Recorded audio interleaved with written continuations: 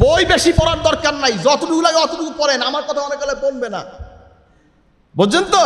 আমার কথা অনেকে বলবে না। শোনেন, বেশি জ্ঞান অর্জন করতে যাই অনেকে পথ হারাইছে।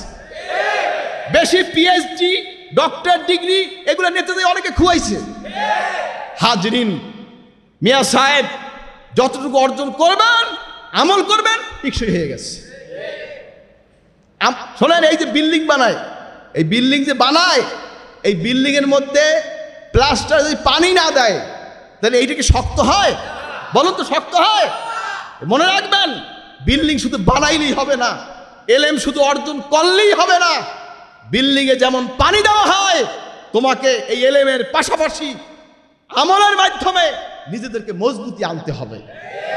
আপনি যদি পাহাড় সম এলেম অর্জন করেন কোনো সমস্যা নেই। অল্প শিক্ষা ধ্বংসের কারণ হয় অনেক সময়, আবার বেশি শিক্ষাও ধ্বংসের কারণ হয়ে যায়। এজন্য খায়রুল উমুর আওসাতুহা, এফরাদোনা তাফরিদোনা, লেবাস, পোশাক, খানা পিনা, শিক্ষা দীক্ষা সব ক্ষেত্রে মাঝখান। রাজি? কে কে রাজি? নারায়ে তাকবীর। অনেকে পিএইচডি করতে যান কোথায়? মালয়েশিয়া। কোথায় যান? আরব কান্ট্রিতে। যায় কিনা? যায় কিনা? এখানে বসে বললে গেছে তাসাউফ ঠিক, পীর মুরিদি শিখ ঠিক, মিলাদ কিয়াম ঠিক, মোনাজাত ঠিক, তাবারক ঠিক, সব ঠিক, ওসিলা ঠিক, বয়াত ঠিক, সব ঠিক। আইসে কয় সব বেদাত, সব গোমরা। তা বেশি শিক্ষা উপকার হইল না ক্ষতি হইল? বলেন কি হইল? আমার ছেলে বাইরে দেব না, আপনার ছেলে বাইরে দেবেন না, আপনার বুকে রাখবেন, রেখে কাছে রেখে শিক্ষা দেবেন যতক্ষণ তার বুঝটা ক্লিয়ার না হয়। রাজি? রাজি? আল্লাহ কবুল করে আমিন।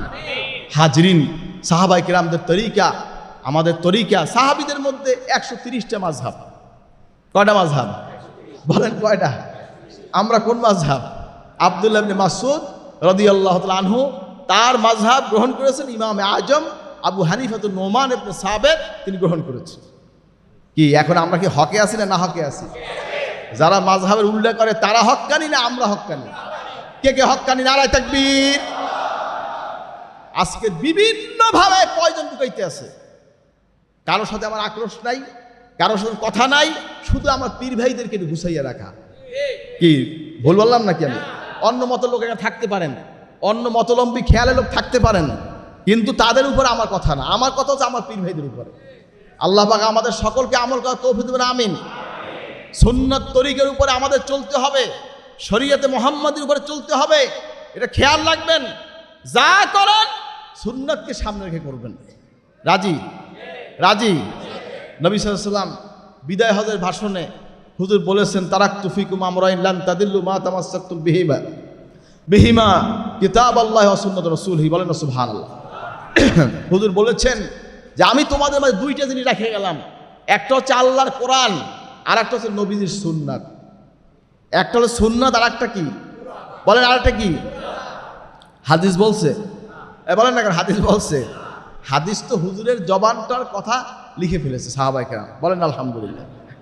হাজরিন, নবীজি প্র্যাকটিক্যাল যে আমলগুলো করেছেন সেটা হলো সুন্নাত। সেটা কি? সেটা কি? সুন্নাত। সে প্র্যাকটিক্যাল আমলটা আমরা সুন্নাতে নববী হিসাবে গ্রহণ করেছি। বলেন আলহামদুলিল্লাহ। হাজরিন, আমাদের মানদণ্ড হবে কোরআন এবং সুন্নাহ, ইজমা এবং কিয়াস। কয়টা? বলেন কয়টা? আমরা কবে নবী তো কইছে খালি কোরআন আর সুন্নাহ, তা আমরা আবার ইজমা কিয়াসটা আনলেন কোন হাইন্দা?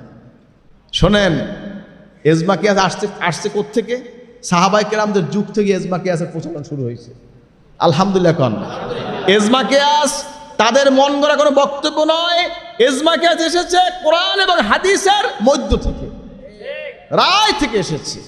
ভিতর থেকে তার বের করে এটা আমাদের সমাধানের পথ দেখিয়ে দিয়েছেন। নিজের মন গড়া কোনো সিদ্ধান্ত দেন নাই। তা আমাদের ইসলামের স্তম্ভ কয়টা? 5টা। কয়টা? কয়টা?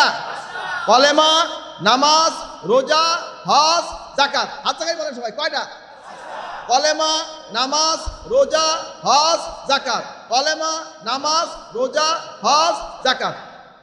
ঠিক আছে না? আবার আর একটা ঢুকবে না? 6টা হইবে? হ্যাঁ। হাজরিন ভাইরা আমার, এরপরে আমাদের এইটা হচ্ছে ইসলামের 5টা বেনা, আর আমাদের চলার জন্য হচ্ছে কোরআন, হাদিস, ইজমা, কিয়াস। বলেন কোরআন, হাদিস এজমা কেয়াস, কোরআন হাদিস এজমা কেয়াস। সবাই আজ জায়গায় নাই, আজ জায়গায় হবে, প্র্যাকটিক্যাল ট্রেনিং নিতে হবে। কোরআন হাদিস এজমা কেয়াস, কোরআন হাদিস এজমা কেয়াস। আলহামদুলিল্লাহ।